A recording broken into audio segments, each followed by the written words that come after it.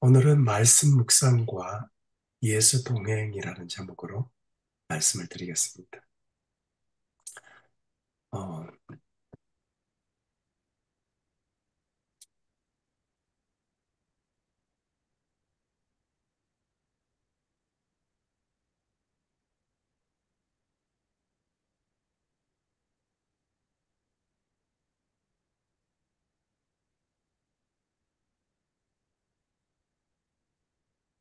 어, 어떤 두 명의,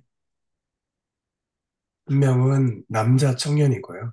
한 명은 여자 청년이 있었습니다. 어, 이 남자 청년은 19살 나이로 대학 1학년 재학 중에 그 동남아시아 필리핀으로 선교사로 지원해서 갔던 조셉이라는 남자 청년이 있었고요.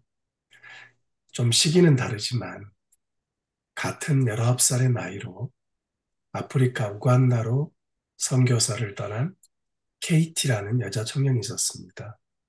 이 두 사람은 같은 청년 선교사, 어린 선교사라는 것과 오주로 간 선교사라는 것은 비슷하지만 지금 현재는 두 사람의 삶이 확연히 다른 삶을 살고 있습니다.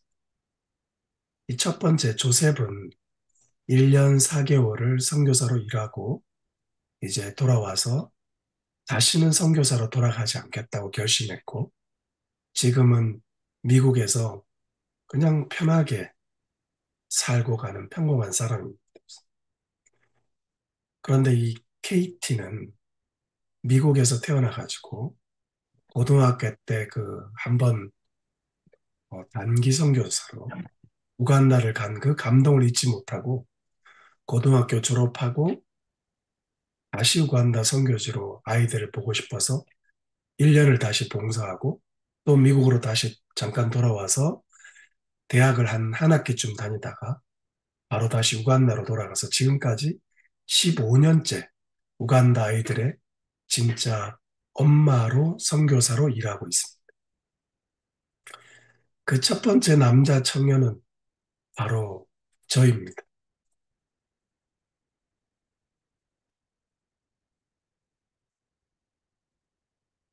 여기에 제가 있나 한번 찾아보십시오. 이게 30년 전 사진인데요.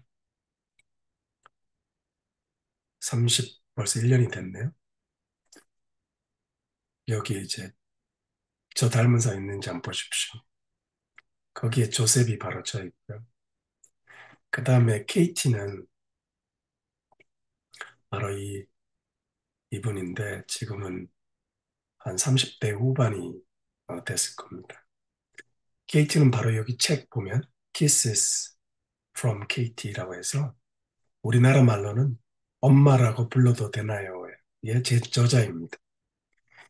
저는 이 KT와 저는 똑같이 19살에 저도 선교사로 갔고 이 KT도 선교사를 시작했는데 우리 두 사람은 왜 이렇게 지금은 다르게 살까? 그 이유가 뭘까? 이 책을 읽다가 그것을 발견을 했습니다. KT는 뭐 저도 마찬가지로 예수님을 사랑했고 그런데 하나 다른 게 있는데 KT는 어릴 때부터 예수님과 친밀한 관계를 말씀 묵상이라는 것을 배워서 그렇게 살았고요. 그러다가 선교사로 살면서도 습관적으로 매일 말씀 묵상을 하고 있었습니다. 그런데 조셉은 예수님을 사랑한다고 복음을 땅끝까지 전하고 싶다고 밀림과 정글 속에서 말라리아와 악어들이 득실거리고 옷을 안 입고 사는 원주민들을 보겠다는 그런 호기심과 사명감은 투철했지만 예수님과 친밀한 교제도 없었고 말씀 묵상보다는 그냥 교회 행사와 선교 활동에만 관심이 많았던 것입니다. 이러한 모습이 왜 두 사람의 삶이 전혀 다르게 현재 이렇게 다르게 살고 있는지를 분명하게 보여주는 것 같습니다. 케이티는 어릴 때부터 이렇게 말씀 묵상을 통해서 예수님과 친밀하게 지내는 관계를 가지고 있었지만 조셉 바로 저는 교회를 뭐 열심히 출석하고 교회 사는 모든 예배, 봉사활동, 수련회 열심히 쫓아다녔지만 개인적인 말씀 묵상과 예수님과 친밀하게 지내는 것을 잘 알지도 또 하지도 않았다는 것입니다. 그러니까 오지에서 힘든 해외 선교사 1년 4개월이 너무 힘들고 다시는 돌아가고 싶지 않다는 생각이 로 그냥 돌아온 겁니다. 하나님께서 우리에게 하나님을 사랑하고 내 이웃을 사랑하라고 했는데 이웃사랑, 봉사를 하다가 하나님도 멀어져 간 것입니다. 그런데 케이티는 예수님과 친밀한 관계를 우간다에 가서 더 실질적으로 체험하고 내 이웃을 사랑하는 경험을 체험하면서 더 행복한 삶을 살게 된 것입니다. 예수님은 어떤 사역과 훈련보다 먼저 우리가 친밀한 관계를 원하시는데 그것을 제대로 깨닫지 못하고 세계 최초로 안식일 교인 중에서 가장 첫 번째, 가장 어린 평신도 선교사로 간다는 설레는 마음만 저에게 있었다는 것입니다. 그렇다면 정말 무엇을 통해 예수님과 이런 KT처럼 친밀한 관계를 형성할 수 있을까요? 우리가 애인 사이가 있고 부부 사이가 있고 부모와 자식 사이에 친구 사이에 형제 사이에 어떻게 하는 것이 친밀한 관계입니까? 여러분 대답은 다 못하시겠지만 제가 한번 생각해 보시고 어떻게 하는 겁니까? 제가 하나의 좀 샘플을 말씀드리겠습니다. 작년에 삼육대학교에서 근무하는 제 중고등학교 때 친구가 그 삼육대학교 교수님들과 그 일행을 모시고 미국에 출장을 와서 제가 저녁 식사를 대접하려고 나간 일이 있었습니다. 졸업하고 한 번도 만난 적이 없던 친구라서 거의 30년 만에 만났거든요. 그래서 10년 전에 한 번 전화 통화를 한 번 했어요. 그리고 10년 만에 저녁 식사 대접하려고 나가면서 이제 카톡으로 계속 전화를 하면서 그 친구가 있는 호텔로 갔습니다. 그리고 로비에 도착해서 삼육대학교 총장님과 다른 교수님들, 그리고 그런 분들 호텔 로비에서 인사를 나누고 그 일행 중에 그런데 인사를 막 나누는데 그 일행 중에 한 분이 저를 막 호그하고 하이파이브를 하고 처음 보는 사이인데 너무 반갑게 인사를 해가지고 약간 어색했어요. 인사를 뭐 이분이 약간 아메리칸 스타일인가?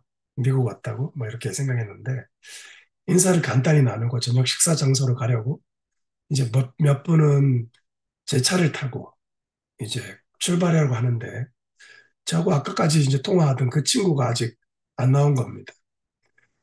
그래서 그 옆에 탔던 교수님한테 왜 제 친구는 안 나오냐고.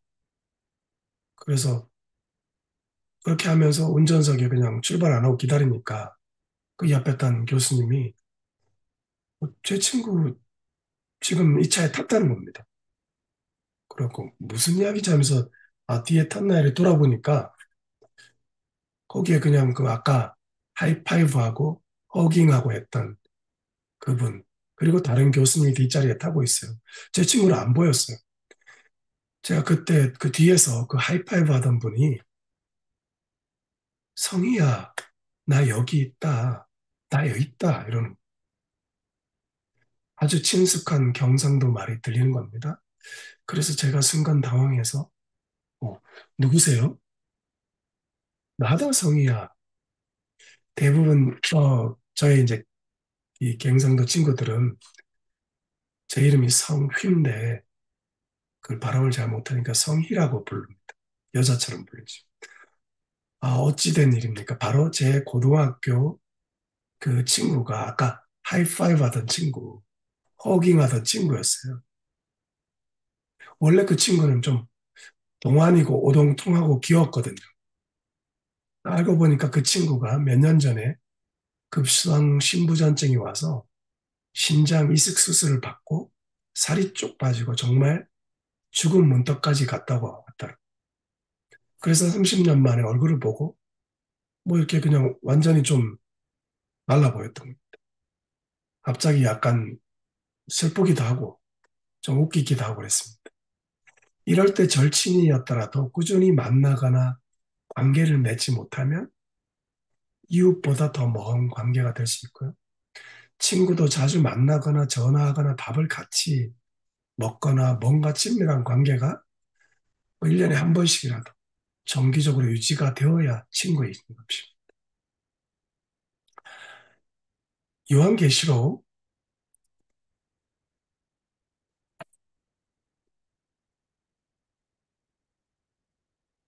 이 말씀 없네요. 제가 요한계시록 3장 20절 우리가 잘 아는 말씀입니다. 볼지어다 내가 문 밖에 서서 두드리노니 누구든지 내 음성을 듣고 문을 열면 내가 그에게로 들어가 그와 더불어 먹고 그는 나와 더불어 먹으리라.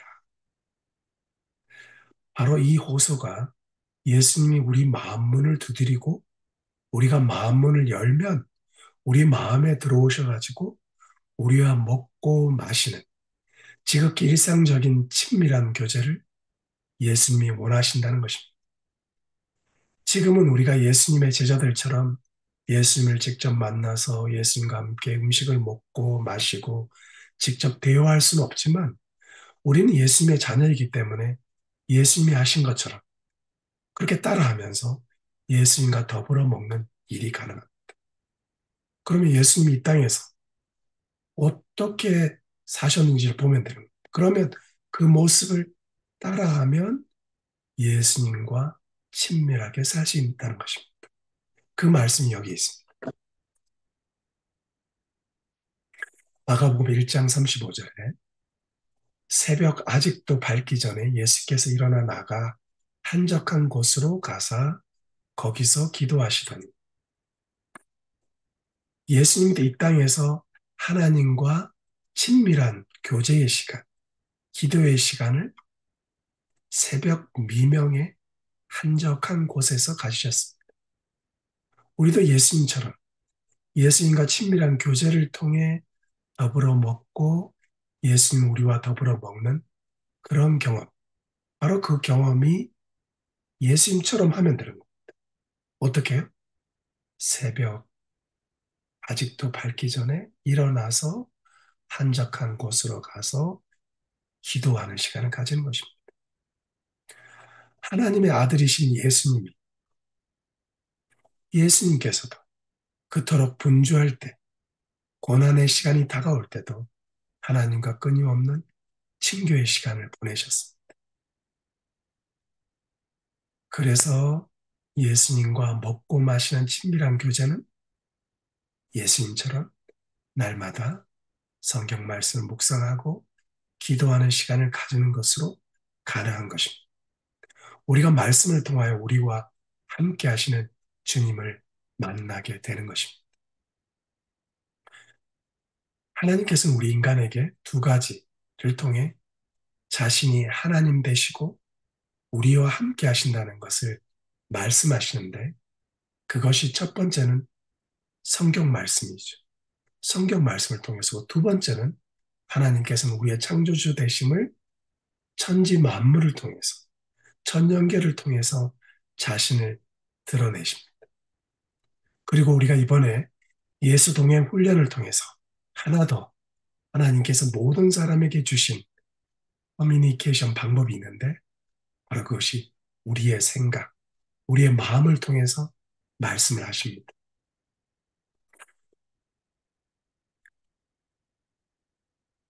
요한복음 14장 26절에 보혜사 곧 아버지께서 내 이름으로 보내실 성령 그가 너희에게 모든 것을 가르치고 내가 너희에게 말한 모든 것을 생각나게 하리라.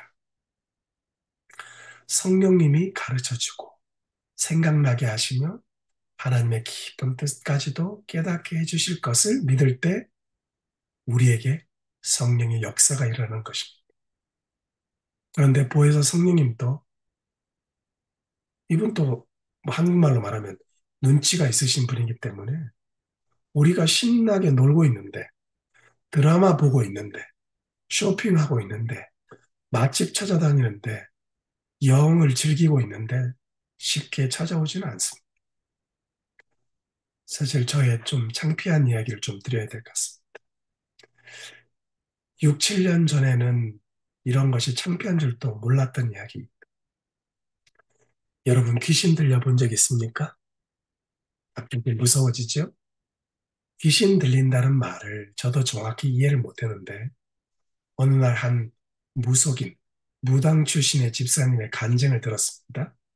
그분이 귀신 들린 자의 특징을 이야기하는데 저의 증상과 너무 닮아서 제가 순간 정말 깜짝 놀랐습니다.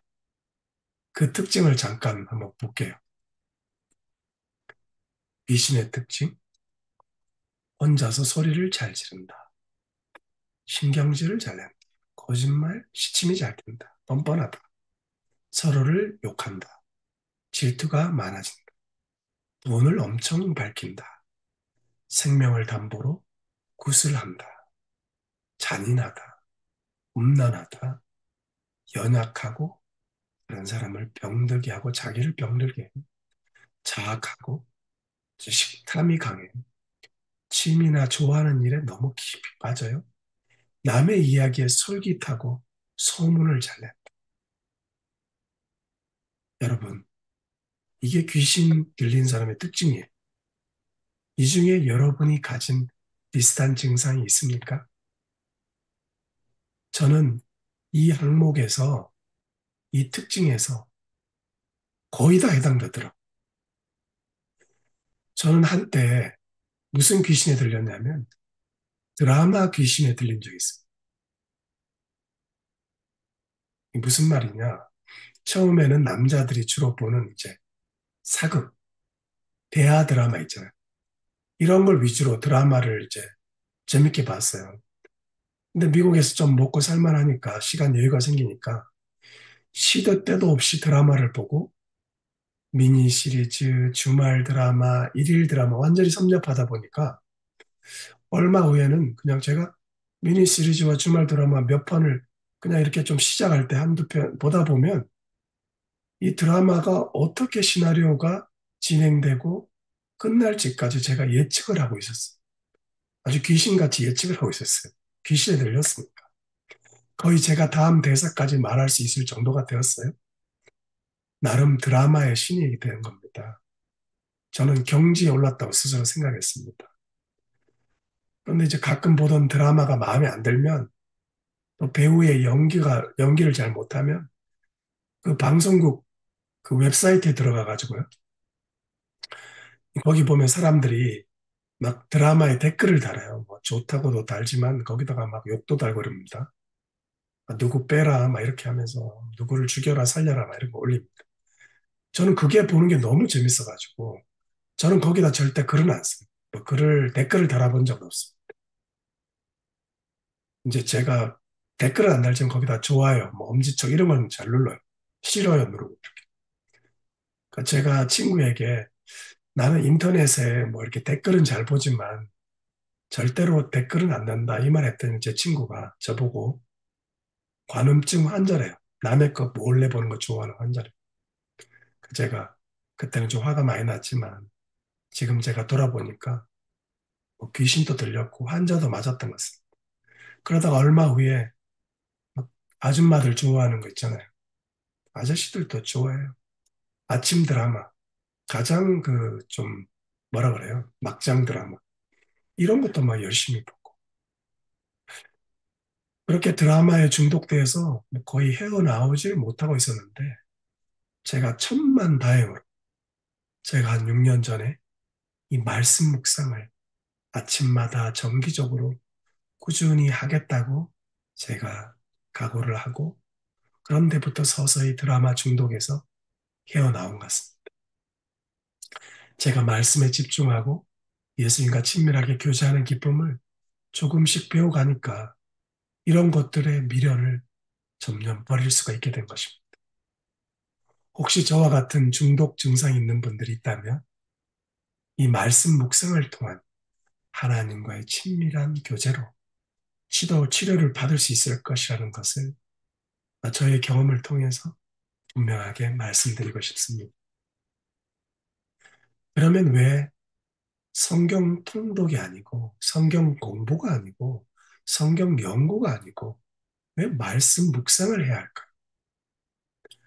말씀 묵상이란 말은 다른 말로 quiet time, 우리가 줄여서 큐티라고 그러는데 개인적으로 가지는 경건의 시간, 하나님과 예수님과 성령님과 친밀한 교제를 말하는 것입니다.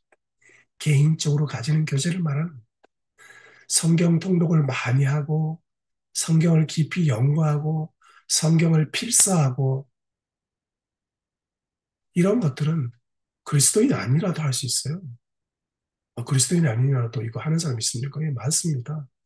예수 믿지 않더라도 성경을 읽고 열심히 성경 공부하는 사람은 정말 많습니다. 성경을 교양서적처럼 우리보다 더 많이 통독한 일반인들 정말 많이 만났습니다. 심지어 이 미국의 많은 그 유명한 대학교의 신학교 교수들, 미국의 유명한 아이비리그는 다 신학교가 원래 신학교로 시작한 거예요. 근데 거기 교수들은 뭐 신학 교수인데도 예수님이 하나님의 아들이라고 자신들의 구세주라고 믿지도 않고 그렇게 학생들이 가르치지도 않고 그러나 성경을 누구보다 잘 압니다. 성경 많이 읽는다고 성경 많이 연구했다고 하나님과의 관계가 좋아진다. 이런 것은 그런 보증이 없어요. 물론 교회를 처음 나오신 분이나 초신자들은 성경의 기본적인 지식과 교리를 반드시 따로 목사님한테 정확히 배울 필요가 있습니다. 옳고 그른 것을 분별할 수 있도록 목사님이나 성경을 잘 아시는 분들에게 특별한 강의를 듣고 배우는 것은 정말 중요합니다. 하지만 몇 달의 성경 공부, 몇 번의 성경 연구, 그냥 세미나 열심히 참석한 걸로 끝나면 안 된다는 것입니다. 개인적으로 하나님과 친밀하게 교제하는 말씀 묵상의 시간이 각자에게 필요한 것입니다. 여기 요한복음 5장 39절에 보면 너희가 성경에서 영생을 얻는 줄 생각하고 성경을 연구하거니와 이 성경이 곧 내게 대하여 증언하는 것이니라. 이게 바로 예수님이 유대인들한테 얘기했던 겁니다. 유대인 지도자들처럼 성경을 잘 알고 성경을 많이 연구하는 사람들이 없어요. 그러나 너희들이 그 성경을 연구하는데 왜 여기 있는 나를 보지 못하느냐? 나와의 친밀한 관계는 전혀 없지 않느냐? 너무 답답해서 이 말씀을 하신 겁니다. 다른 종교의 명상은 나 자신을 생각하는 것입니다. 그러나 그리스도인의 묵상은 예수 그리스도를 생각하는 것입니다. 우리의 생각의 중심에 바로 예수님이 되어야 되는 것입니다. 물론 우리가 천년교회에서 하나님을 만날 수 있고 교회에서 목사님 말씀을 통해서 만날 수 있고 또 봉사활동 열심히 하다가 선교활동 열심히 하면서 하나님을 만날 수 있지만 여러분 제가 1년 반 동안 거의 1년 반 동안 필리핀에서 천명 선교사 일기로 일했다는 얘기를 했죠. 갔다 와서 좋아졌다 그랬습니까? 예수님을 개인적으로 만났다 그랬습니까? 다시는 선교제 가기 싫다는 생각만 있었어요. 저뿐만 아니라 그때 갔다 온 우리 일기 선교사들 대부분이 그랬습니다. 그러나 물론 그 다음에 다 좋아져서 지금은 열심히 잘 삽니다. 많은 경우 제가 30년 그랬던 것처럼 그냥 교회 활동, 봉사활동, 선교 활동으로 끝나버린 경우가 너무나 많다는 것입니다. 친밀한 교제가 이렇게 열심히 일한다고 이루어지지 않나는 거예요.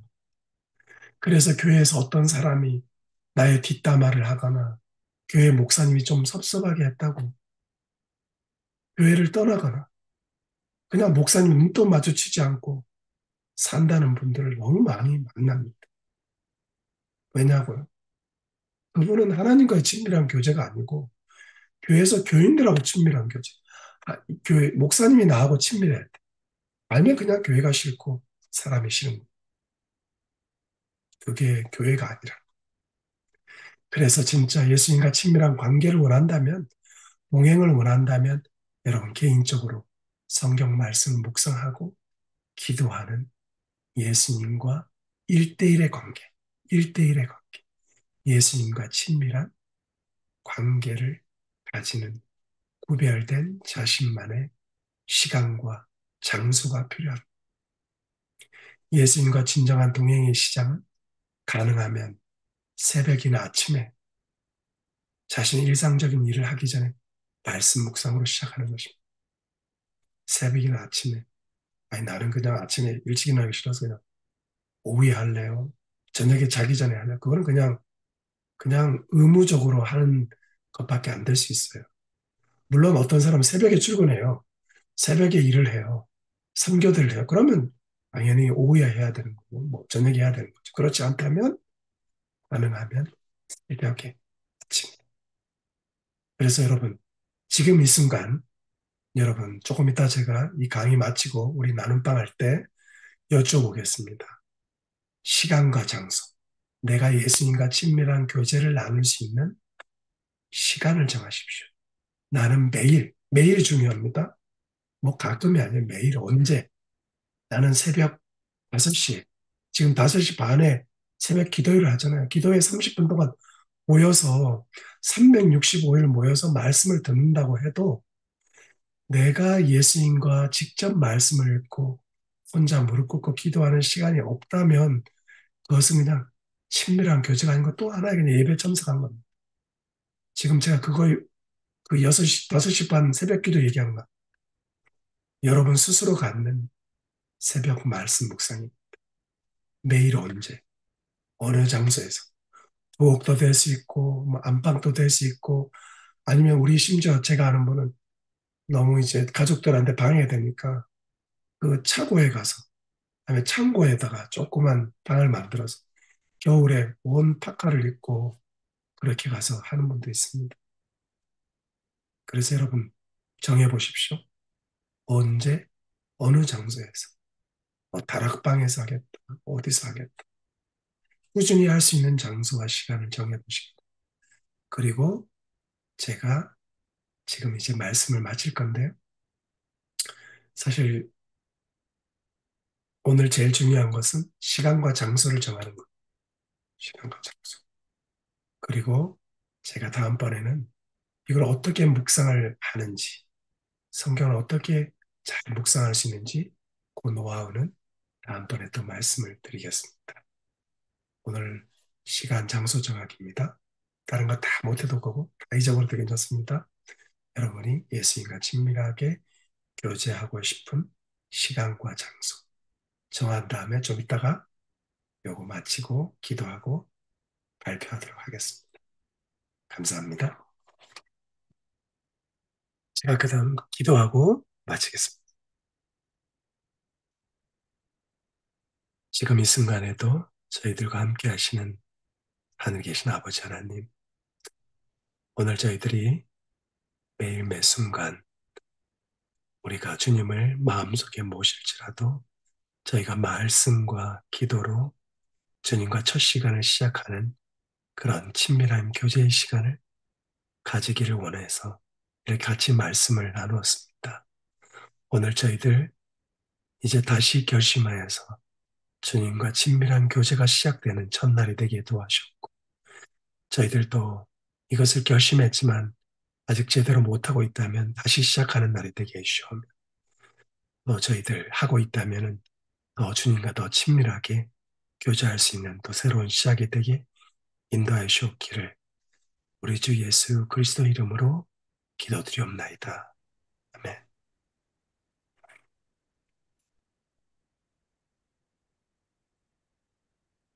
감사합니다.